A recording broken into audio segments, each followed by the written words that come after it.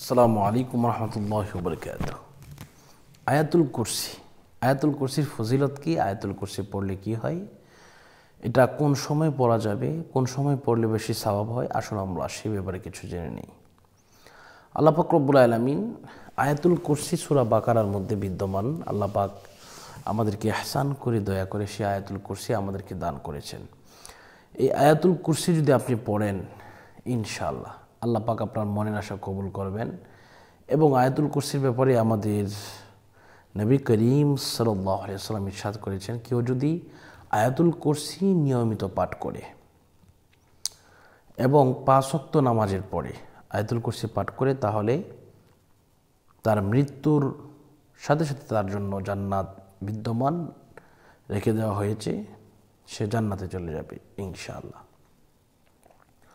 তবে হ্যাঁ, আপনাকে এই বিষয়টা লক্ষ্য রাখতে হবে, আপনি যে আয়াতুল কুরসি পড়বেন সেটা সহিহ এবং শুদ্ধের সহিত আপনাকে পড়তে হবে। আপনি যদি অশুদ্ধভাবে যদি পড়েন, তাহলে কিন্তু সেই পড়ার কোনো মানে হবে না, সেই পড়ার কোনো মূল্যায়ন হবে না, সেই পড়ার কোনো দাম হবে না। এজন্য আপনাকে শুদ্ধভাবে পড়তে হবে। আসুন আমরা একটু শুদ্ধভাবে এটা তেলাওয়াত করে নেই। পারলে আমার সাথে সাথে পড়ুন, ইনশাআল্লাহ আপনার এটা শুদ্ধ হয়ে যাবে। আউযু বিল্লাহি মিনাশ শাইতানির রাজীম। বিসমিল্লাহির রহমানির রহিম। আল্লাহু লা ইলাহা ইল্লা হুয়াল হাইয়ুল কাইয়্যুম।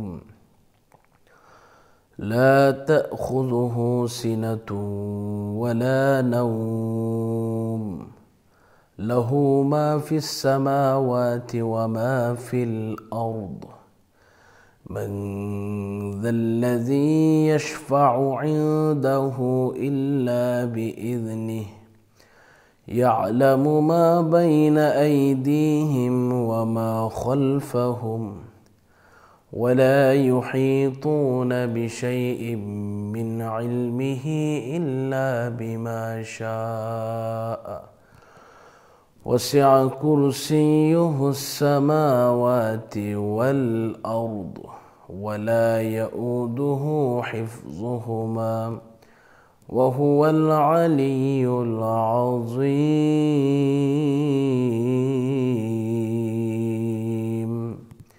এই আয়াতুল কুরসি এটা সহিহ শুদ্ধভাবে আপনাকে পড়তে হবে।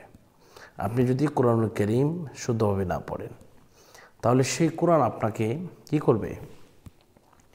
আপনাকে সওয়াব দিবে দূরের কথা, আপনার জন্য বরং লানত করবে। এজন্য খুব ধীরস্থিতে আমাদেরকে পড়তে হবে।